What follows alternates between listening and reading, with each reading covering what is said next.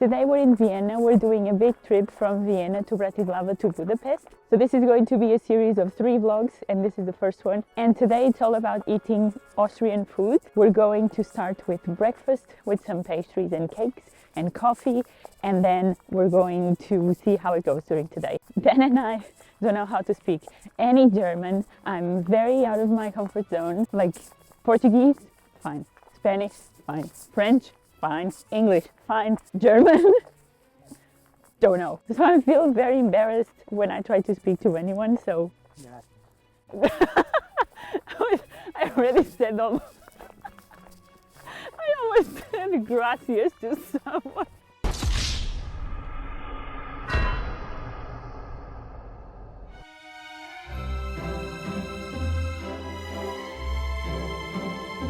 A little disclaimer here is that for the good of everyone, I won't try to pronounce many names of the foods so that I don't A, murder the German language, and B, embarrass myself at the same time.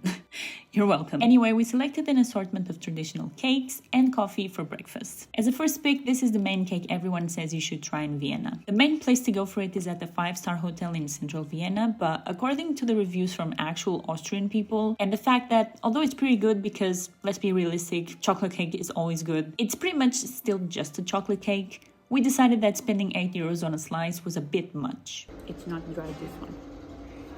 Nice. People say that normally it's dry. Then, because Vienna is famous for its coffee, I accompanied my cake slice with a Viennese melange. I don't know if I'm saying that right. In essence, very similar to a cappuccino. It's like a cappuccino. Next up, this little pink cake was my absolute favorite. First, it's made with nougat and jam, which immediately yummy. But even better, the sponge cake is soaked in rum. Then had the famous Viennese tall glass coffee, which is half espresso and half whipped cream. We weren't sure how it was meant to be drunk, so then stirred it so the sweetness of the cream blended with the coffee, but then we learned that that is actually not how you're supposed to drink it, so let's pretend that that didn't happen. And this is actually how you're supposed to drink it, sipping the coffee slowly through the cream. A bit messy. So now we were ready for a morning of sightseeing.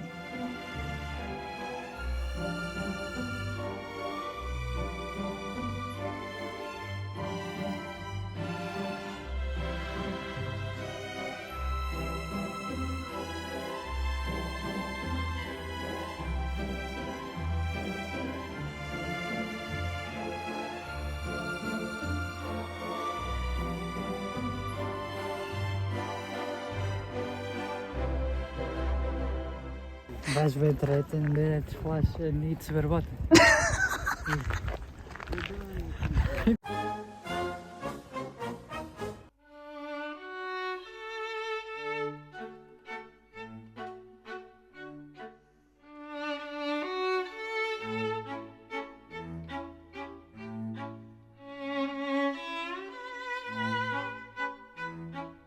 It's now time for lunch, but I actually don't know what I'm going to have for lunch because Vienna and Austrian cuisine in general is actually not very friendly to vegetarians, vegans, anything like that. Everything seems to have meat. And for pescatarians, which is actually what I am, but for some reason completely forgot to mention. But I guess it makes sense because Austria being a landlocked country, there's not a lot of fish-based traditional dishes, unless of course you're visiting the lake regions. We need to figure out something to eat.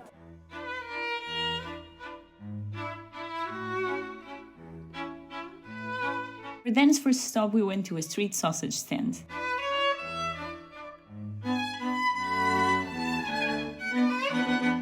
We got this huge sausage that is stuffed with small chunks of Emmental cheese. Damn, son. It's huge. And I must say, even though I personally choose not to eat land animal meat, it looked and smelled pretty delicious. Cheesy. Is it good? Yeah.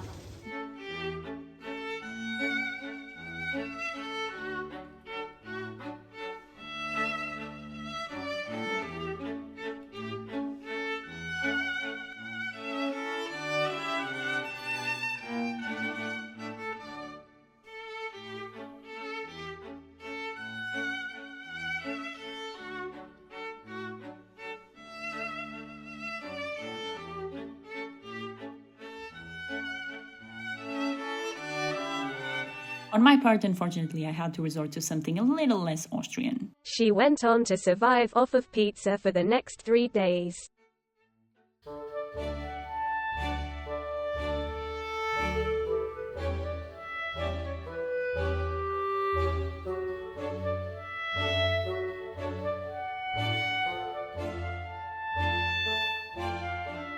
I'm absolutely, positively exhausted, and my back, which is akin to the back of an 84-year-old, is telling me that it's enough. So now we're going to go for dinner. We're going to the place where they say it's the home of the classic schnitzel. So that's the plan. And then we're going to sleep.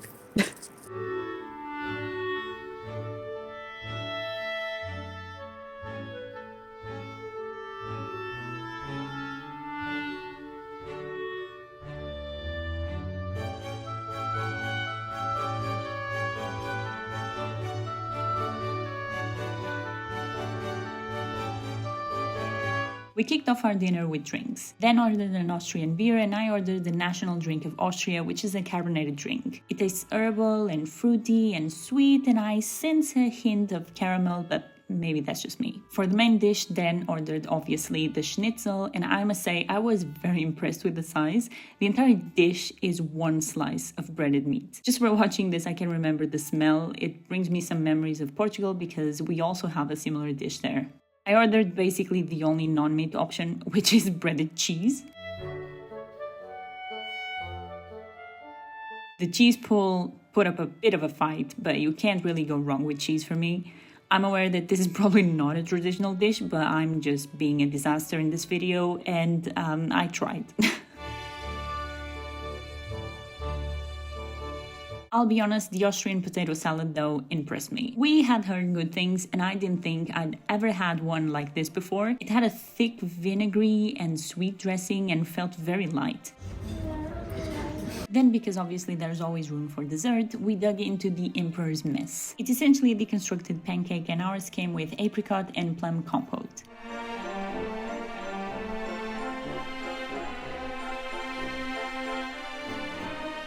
It wasn't exactly what I was expecting, as it's not a normal fluffy pancake, it's more like a cakey dough, so it's very filling. The sweetness, however, really goes well together with the tartness of the compote, so it's a yes from me.